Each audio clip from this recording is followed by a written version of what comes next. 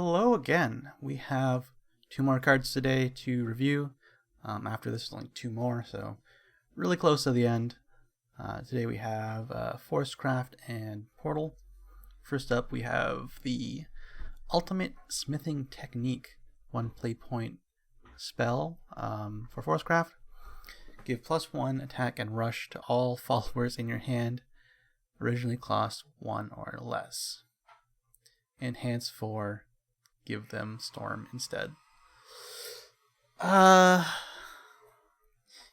okay. Kind of a lot to unpack here. The enhance for is kind of insane, giving Storm to all of your 1-cost followers.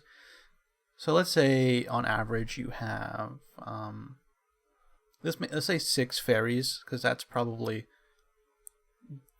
the minimum requirement for this to be great. Even 5, let's say 5 fairies, because that's a full board. 5 fairies +1 attack each, and Storm is 10 damage, so that's half the opponent's life. And you don't have to use it immediately. So what you can do is you can play Ultimate Smithing Technique for 4, and then Ultimate Smithing Technique again, and give him another +1 attack.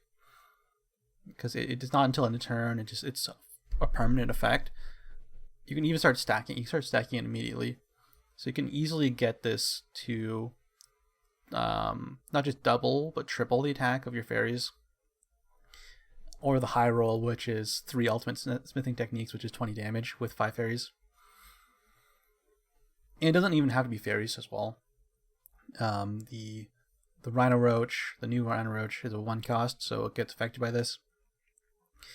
So you don't even have to bounce your Rhino Roach 5 times, or 4 times. You play 5 times.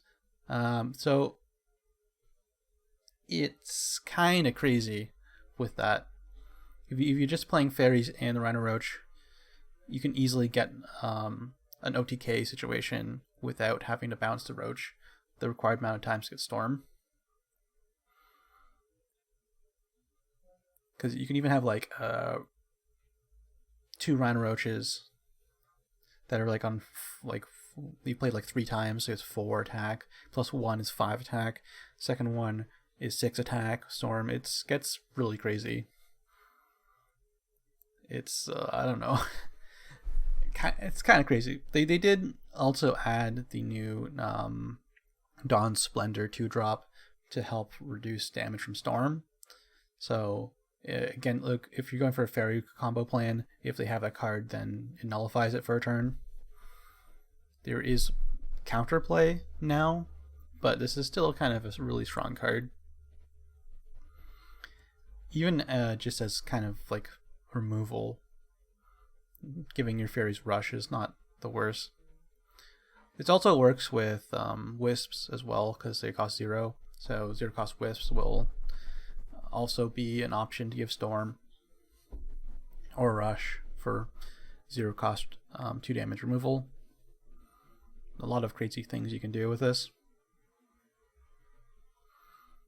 Even like if you need extra board space, you can bounce something on your board to play another thing with Storm. So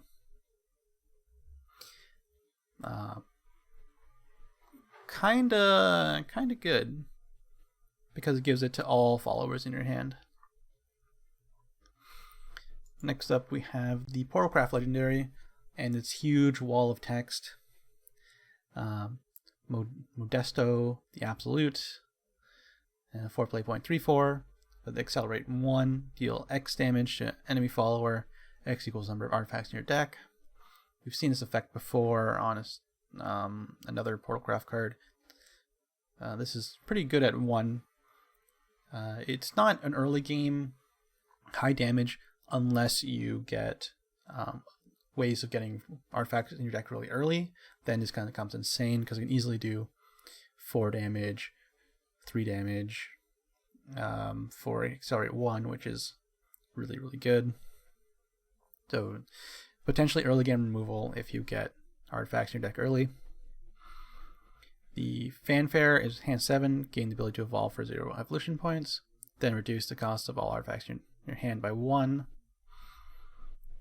This allows you to do some crazy stuff, reducing the cost of all artifacts in your hand by 1.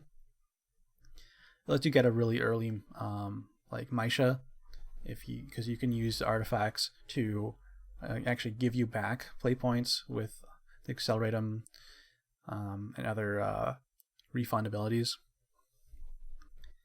When you evolve her, you get a leader effect. At the end of your turn, deal X damage to a random enemy follower. If no enemy followers are in play, deal X damage to enemy leader instead. X equals number of different artifact cards that have been destroyed during this match. This effect is not stackable and lasts the rest of the match. It's really, really powerful.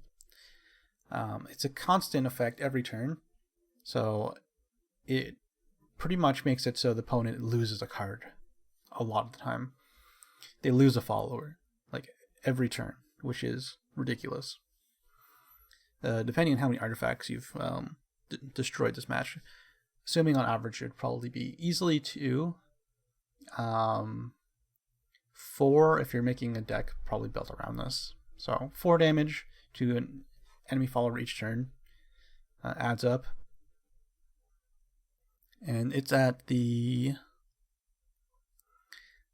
end of your turn.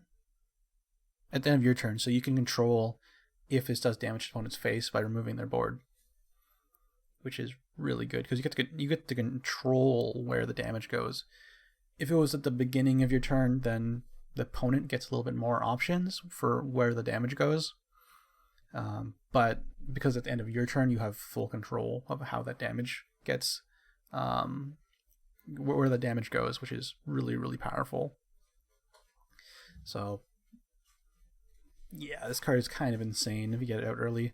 It's one of those cards that if you get a certain draw, you can just win on turn 4 because the opponent can never ever get back into the game. Yeah, it's kind of silly. So that's it for today. Just 2 cards. Only 2 more left. So look forward to the last video of the series.